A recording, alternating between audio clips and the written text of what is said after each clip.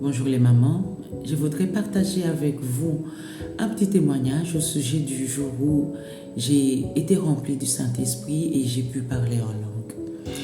Alors tout d'abord j'aimerais remercier le Seigneur pour son œuvre à la croix, parce que j'estime que sans la croix, sans sa mort sur cette croix, nous ne serons pas là aujourd'hui en train de parler du Saint-Esprit. Donc après ma conversion, j'étais souvent entourée des personnes qui étaient avant moi dans la foi.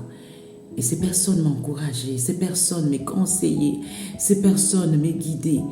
Et au début, là, j'avais vraiment besoin d'être entourée par de telles personnes parce que j'estimais qu'elles avaient quelque chose à me donner, qu'elles avaient quelque chose à me dire. Alors ils étaient là. Et j'ai béni vraiment le Seigneur pour toutes ces personnes qui étaient sur mon chemin, que Dieu a pu mettre sur mon chemin, parce qu'elles ont contribué d'une manière comme d'une autre à ma croissance spirituelle.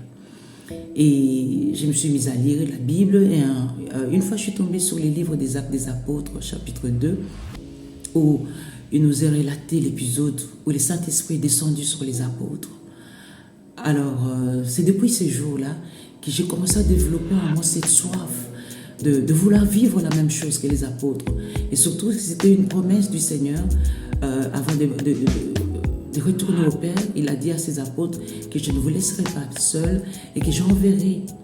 Je prierai à Dieu pour qu'il puisse vous envoyer le Saint-Esprit, l'Esprit de consolateur, et vous ne serez pas orphelins. Alors j'ai commencé à nourrir cet espoir, cette envie, et par des prières, par des prédications, par des exhortations, par des causeries avec des frères, des aînés dans la foi.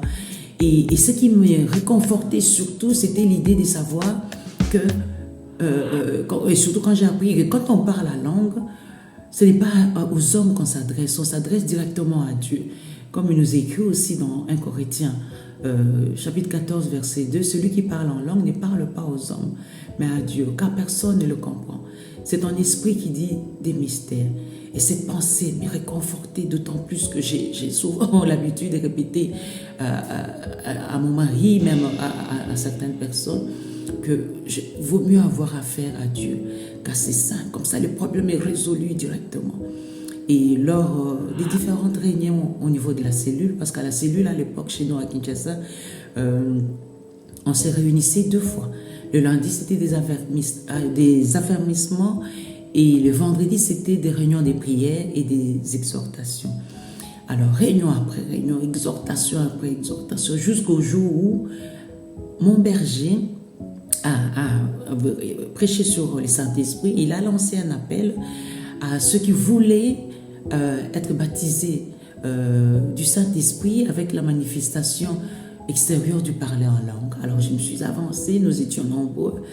Alors on a commencé à louer le Seigneur. Il nous avait dit de louer le Seigneur, de bénir son nom. Alors on a commencé à louer le Seigneur, à bénir son nom, jusqu'au moment où tout d'un coup je ne savais plus ce que j'ai raconté.